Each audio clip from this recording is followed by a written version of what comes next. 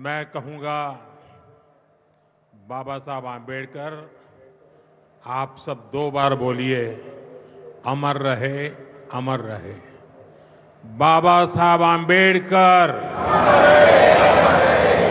बाबा साहब आंबेडकर, बाबा साहब आंबेडकर। हरियाणा के मुख्यमंत्री श्रीमान नायब सिंह सैनी जी, केंद्रीय मंत्रिमंडल के मेरे साथी श्रीमान मुरलीधर मोहोल जी, हरियाणा सरकार के सभी मंत्रीगण, सांसद और विधायकगण और मेरे प्यारे भाई और बहनों, मारे हरियाणा के धाकड़ लोगों ने राम राम।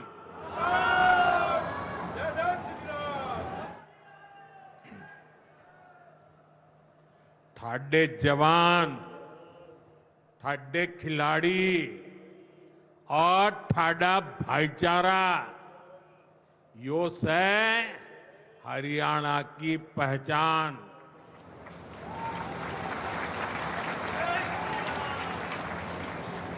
लावणी के इस अति व्यस्त समय में आप इतनी विशाल संख्या में हमें आशीर्वाद देने पहुंचे हैं। मैं आप सभी जनता जनार्दन का अभिनंदन करता हूं। गुरु जंबेश्वर, महाराजा अग्रसेन और अग्रोहा धाम को भी श्रद्धापूर्वक नमन करता हूं। साथियों, हरियाणा से, हिसार से मेरी कितनी ही यादें जुड़ी हुई है। जब भारतीय जनता पार्टी ने मुझे हरियाणा की जिम्मेदारी दी थी, तो यहां अनेक साथियों के साथ मैंने लंबे समय तक मिलकर काम किया था।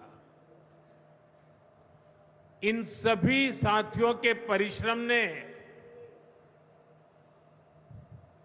भारतीय जनता पार्टी की हरियाणा में नींव को मजबूत किया है। और आज मुझे ये देखकर गर्व होता है कि भाजपा विकसित हरियाणा, विकसित भारत के लक्ष्य को लेकर पूरी गंभीरता से काम कर रहा है। साथियों, आज का दिन हम सभी के लिए, पूरे देश के लिए और खास करके दलित, पीड़ित, वंचित, शोषित,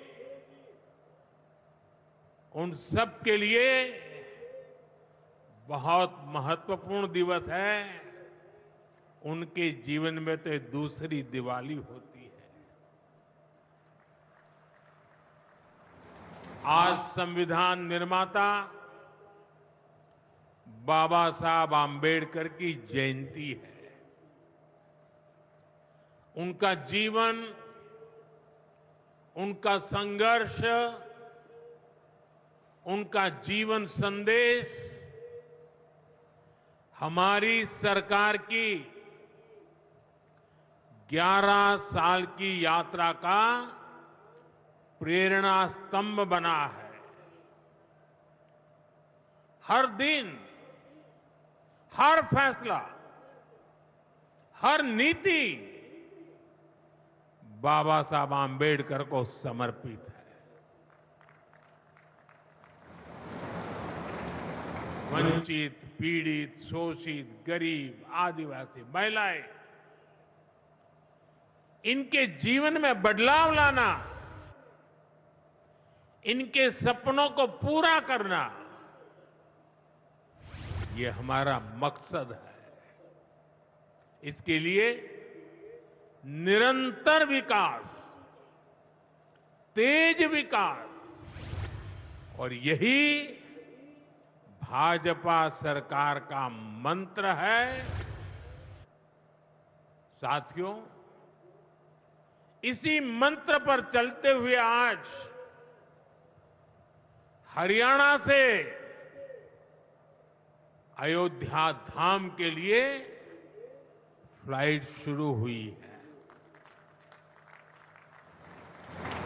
यानी अब श्री कृष्ण जी की पावन भूमि हरियाणा प्रभु राम की नगरी से सीधे जुड़ गई है।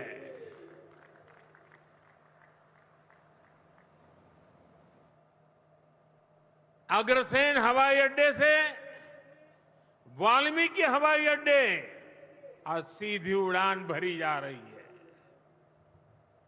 बहुत जल्द यहां से दूसरे शहरों के लिए भी उड़ानें शुरू होगी।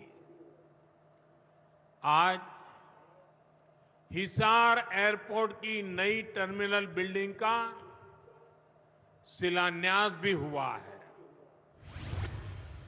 ये शुरुआत हरियाणा की आकांक्षाओं को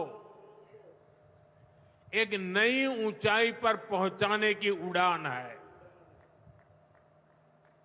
मैं हरियाणा के लोगों को इस नई शुरुआत के लिए ढेर सारी बधाई देता हूं। साथियों, मेरा आपसे वादा रहा है, हवाई चप्पल पहनने वाला भी हवाई जहाज में उड़ेगा।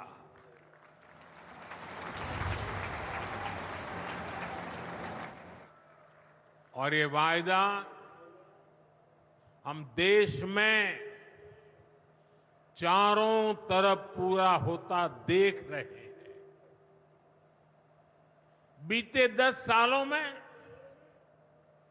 करोड़ों भारतीयों ने जीवन में पहली बार हवाई सफर की है। हमने वहां भी नए एयरपोर्ट बनाए जहां कभी अच्छे रेलवे स्टेशन तक नहीं थे। 2014 से पहले देश में 74 एयरपोर्ट थे। सोचिए, 70 साल में 74। आज देश में एयरपोर्ट की संख्या 150 के पार हो गई है।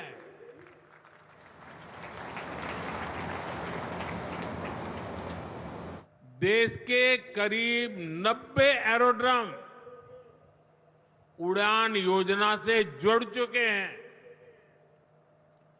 600 से अधिक रूट पर उड़ान योजना के तहत हवाई सेवा चल रही है। इनमें बहुत कम पैसों में लोग हवाई यात्रा कर रहे हैं और इसलिए आज हर साल हवाई यात्रा करने वालों का नया रिकॉर्ड बन रहा है।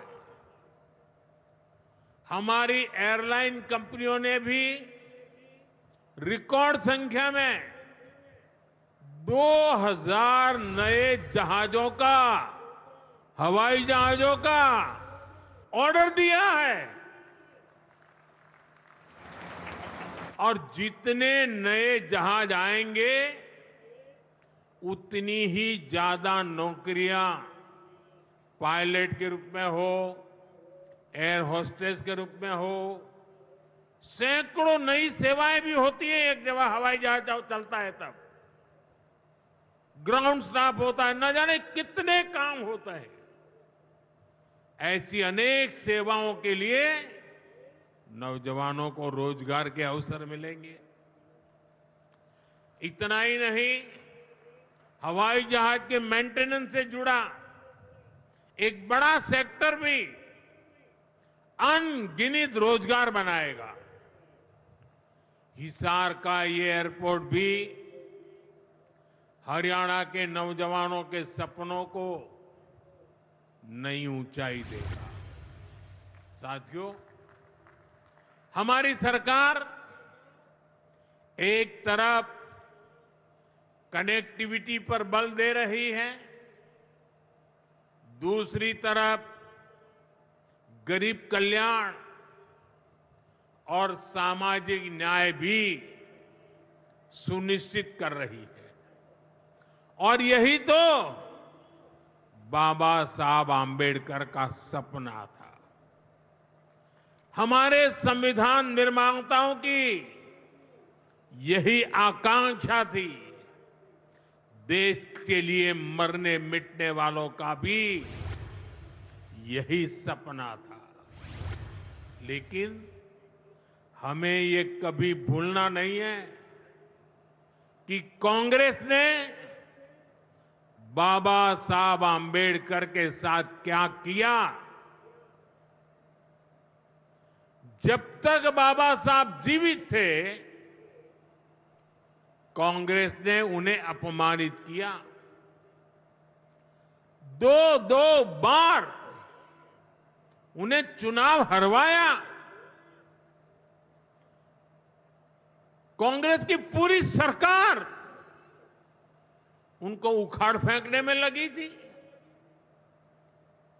उनको सिस्टम से बाहर रखने की साजिश की गई।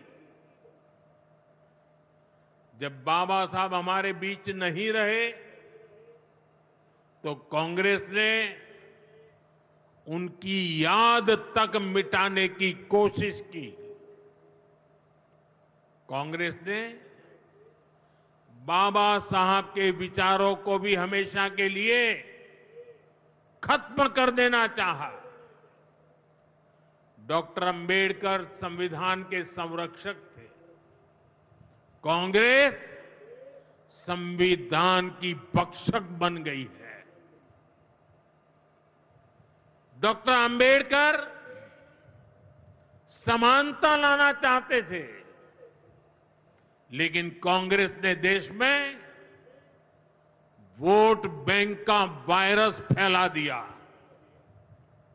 साथियों, बाबा साहब चाहते थे कि हर गरीब, हर वंचित,